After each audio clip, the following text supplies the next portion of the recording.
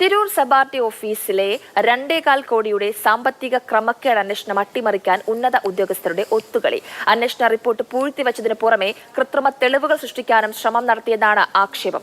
അതേസമയം കേസിൽ ഉൾപ്പെട്ട സസ്പെൻഷനിലുള്ള ഉദ്യോഗസ്ഥരെ തിരിച്ചെടുത്തു. തിരൂർ സബ് ഓഫീസിലെ ഗുരുതര സാമ്പത്തിക ക്രമക്കേടുകളെക്കുറിച്ചുള്ള അന്വേഷണ റിപ്പോർട്ടാണിത്. ജനങ്ങളെ സേവിക്കേണ്ട 23 ഉദ്യോഗസ്ഥർ ചേർന്ന് നടത്തിയ സാമ്പത്തിക തട്ടിപ്പ്. ജോയിന്റ് RTO മുതൽ ടൈപ്പിസ്റ്റ് വരെയുള്ളവരാണ് കേസിൽ പ്രതികൾ. ബസ്സും കാറും ലോറിയും അടക്കം ടാക്സി വാഹനങ്ങൾ ഓടാതെ കിടന്നാൽ നികുതി ഇളവ് ഉടമയ്ക്ക് ലഭിക്കും. അത്തരം ക്രമക്കേടുകളിലാണ് വെട്ടിപ്പ്. പലർക്കും വാഹന നികുതി ഒഴിവാക്കി നൽകിയും പണം കീശയിലാക്കി. ടാക്സി ഉപയോഗത്തിനുള്ള വാഹനം പ്രൈവറ്റ് ആക്കി നൽകിയും ക്രമക്കേട്. ഇഷ്ടക്കാരായ വാഹന ഉടമകൾക്ക് വേണ്ടി തെറ്റായ നികുതി കണക്കാക്കൽ. അങ്ങനെ പോകും ക്രമക്കേടുകൾ. ഇതെല്ലാം ദക്ഷിണ മേഖല ഡെപ്യൂട്ടി ട്രാൻസ്പോർട്ട് കമ്മീഷണറുടെ റിപ്പോർട്ടിലുണ്ട്.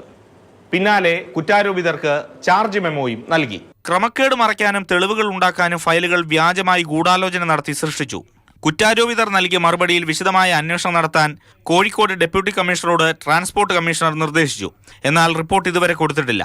അതേസമയം കുറ്റാരോപിതരെ മലപ്പുറത്തെ വിവിധ ഓഫീസുകളിൽ സസ്പെൻഷൻ പിൻവലിച്ച് തിരിച്ചെത്തിച്ചു. വിജിലൻസ് അന്വേഷണത്തിന് മുൻ ട്രാൻസ്പോർട്ട് കമ്മീഷണർ S. ശ്രീജിത്ത് നൽകിയ ശുപാർശയും മുക്കി. മോട്ടോർ വാഹന വകുപ്പിലെ അഴിമതിയും കെടുകാര്യസ്ഥതയും തടയാൻ നടത്തിയ ഒരു അന്വേഷണമാണ് പാതി വഴിയിൽ ഒതുക്കി തീർത്തത്. ഇതിനുവേണ്ടിയായിരുന്നെങ്കിൽ എന്തിനായിരുന്നു അന്വേഷണമെന്ന പ്രഹസനം.